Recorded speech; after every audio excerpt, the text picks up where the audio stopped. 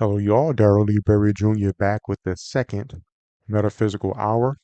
We'll talk about the out-of-body experience today. I'll share some experiences, talk about it in general. I'll see who we have showing up today for the new show. They keep this one brief. We'll see how it goes. I actually have my site pulled up and my book pulled up. You can see the cover of the book I wrote on the topic called Travel Far. It was first published in 2015, 2016, around there. It was actually featured in the Kentucky Book Fair, and the latest version is available on Amazon, and you're able to procure that. Also have the course that I'll be are running this summer up again, which is a course I've ran before. I'll talk about that a bit. So the out-of-body experience, what is it? So I define it as an experience where you perceive or experience yourself as separate from your physical body, right? So I first started having the experience when I was a kid, like 4 or 5 years old. I don't know how many I've had since then, but it's been a lot. It started with um, it's like floating out, uh, traveling your neighborhood, and eventually it became more purposeful when I wanted to explore things, and I'll talk about some of those experiences. So looking here, and of course, I mentioned a few of the things you can do. So I figure perhaps it might be best to simply talk about a few of these experiences that relate to each topic.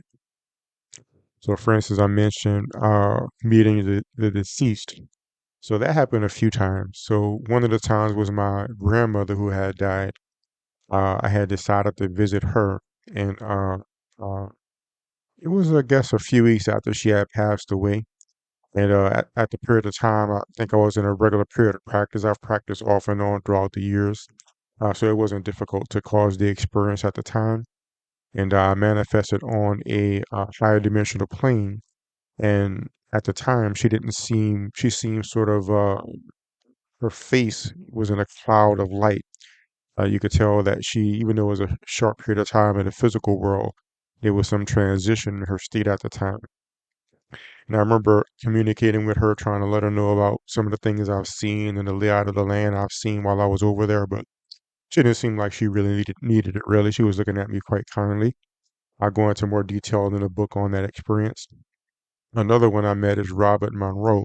Those who've been into the topic before, you may know the name. He wrote 3 books that became very popular on the subject. He's one of the early writers in this modern sort of wave of out-of-body travel interest.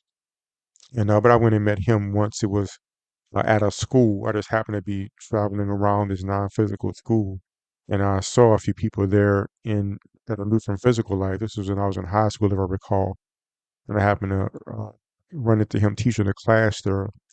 Another time, I intended to go see him and saw him with one of his students. Uh, and I was able to see a student there who projects in a certain sort of shifting type way, more like an intentional mind projection type way. So you could kind of only see like his face, like he was just peering around psychically in a sense, while I was like fully during the out of body state. But that was interesting. That's another one that I go through a bit more detail in the book. Uh, Explore afterlife worlds. Uh, so done that a lot. Um, I would say one of the most memorable ones is um, there was a period of time when I used to uh, become aware on these lower non-physical realms with these sort of negative type beings. And what I learned to do was, well, one, I used to experiment with fighting them. It was kind of fun. And eventually I got bored with that and I realized you can fly up and enter a different realm. So I found that the the non-physical is situated sort of like a honeycomb, where if you fly up, the sky above the sky of one realm is the ground of another realm. So you can imagine like a honeycomb with a bunch of these different little cells. And when you're in a certain cell, it looks like an entire row. But if you leave that cell, you can go to another cell, and it could be completely different.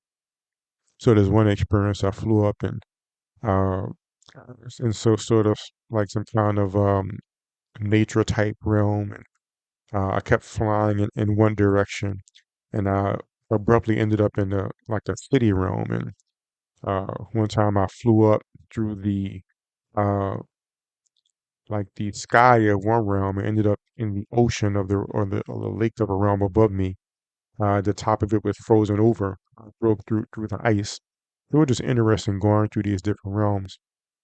One time I wanted to see what would happen at the border between the transitions because you could be flying and just suddenly you're in a different area and now when you look back to where you were, you can't necessarily see any barrier or anything if you're not right at the barrier. It just looks like a regular place that goes on forever. But a few times I went back to the barrier and went slowly through it, and the barrier itself is this sort of milky,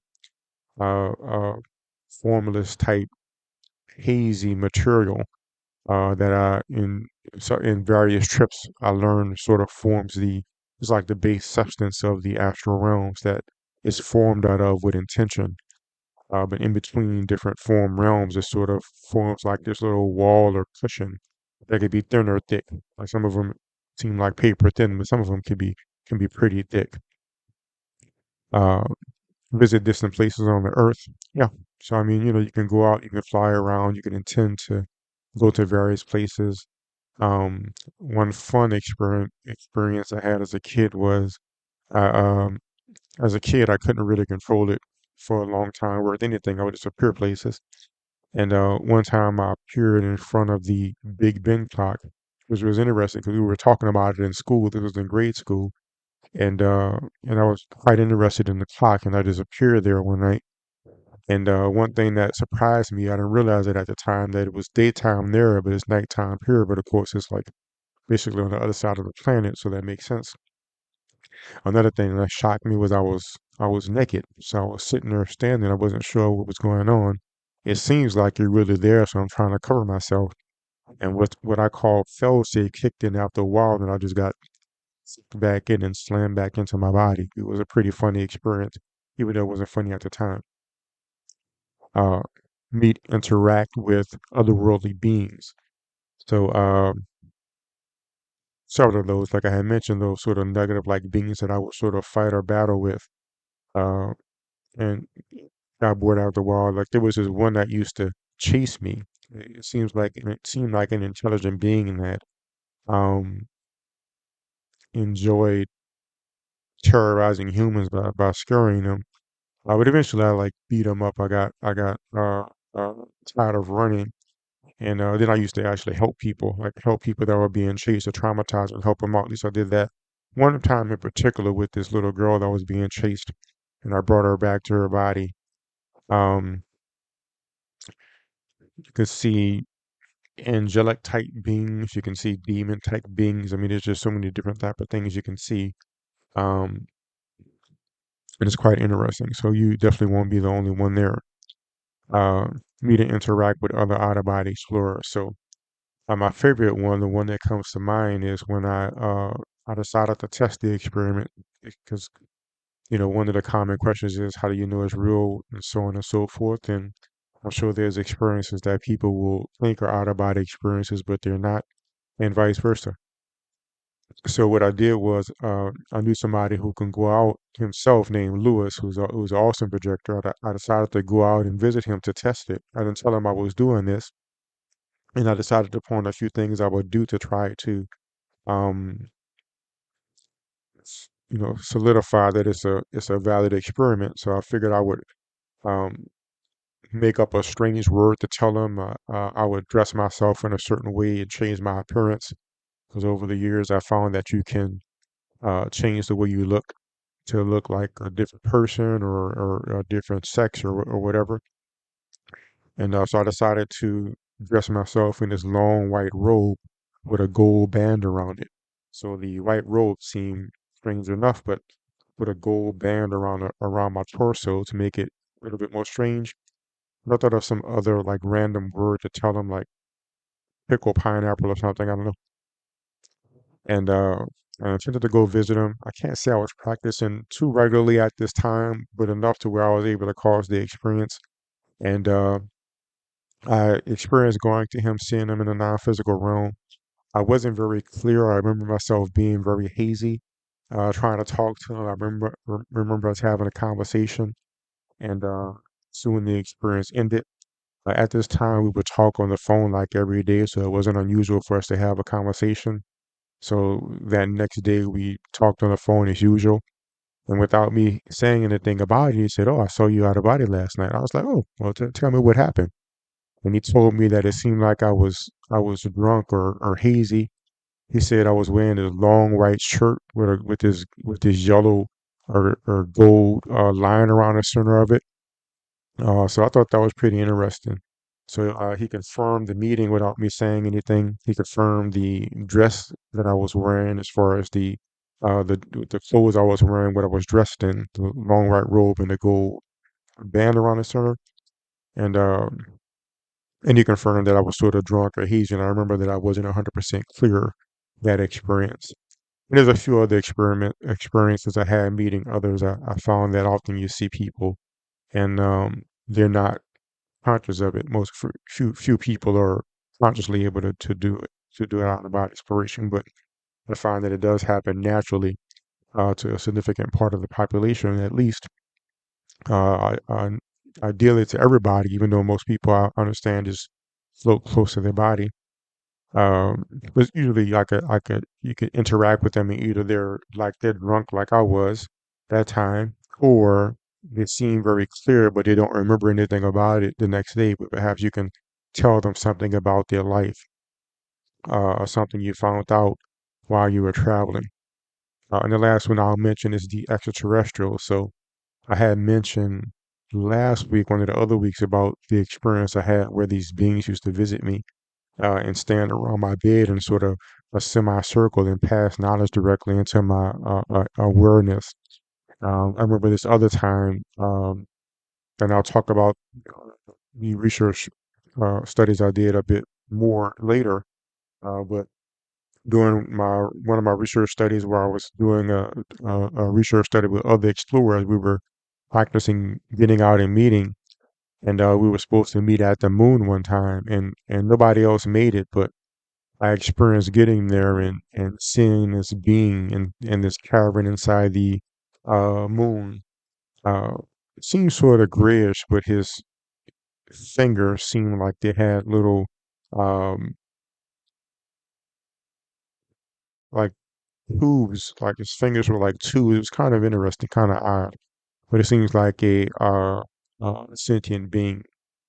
Uh, There's another experience when I went through space and went to a foreign planet, even though I didn't like go to the planet. I just like saw it from hovering far away above it and sensed the intelligence there.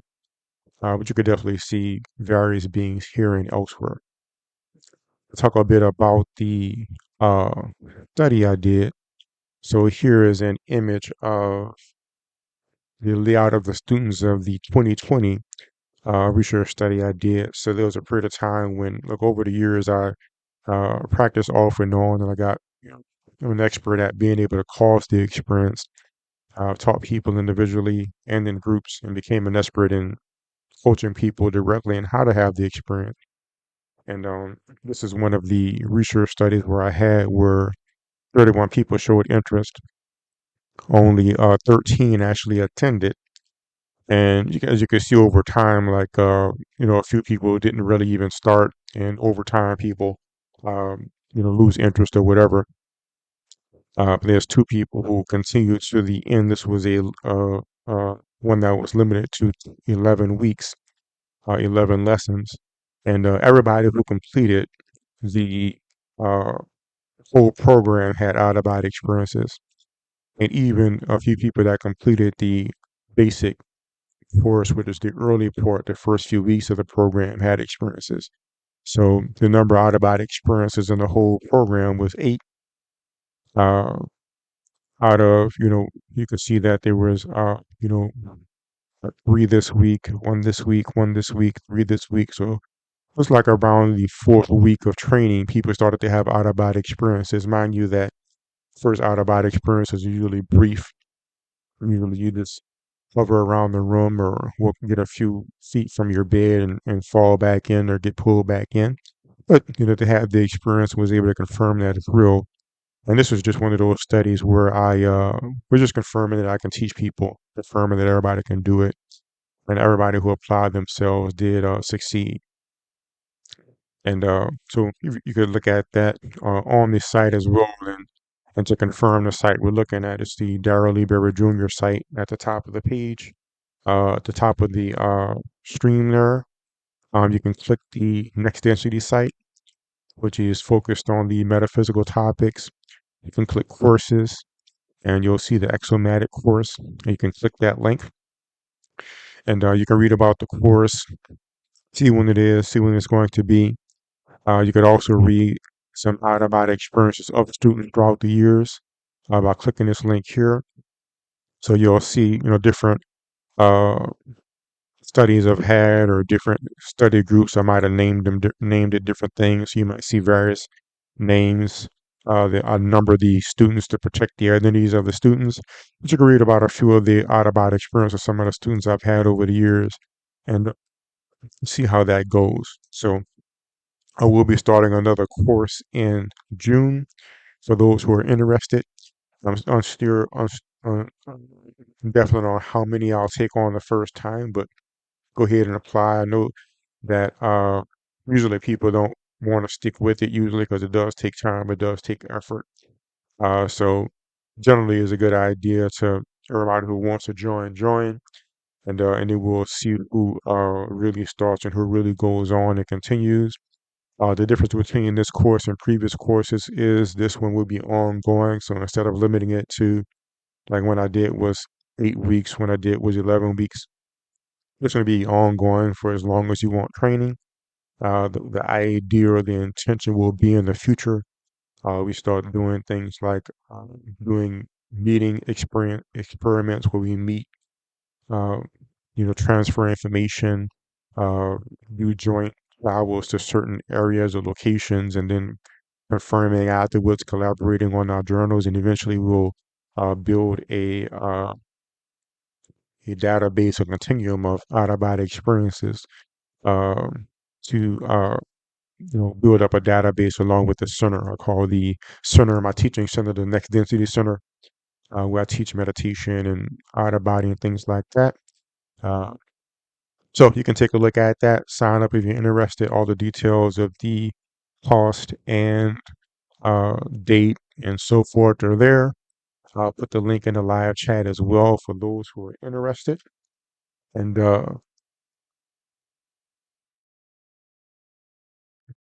hold up.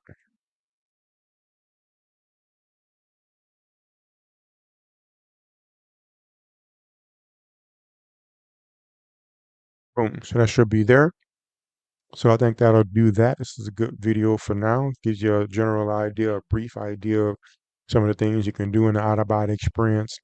Um, you can pick up Travel 4 if you'd like to read more about my experiences. There's also the course book for the course. So if you plan on joining, you definitely want to get it.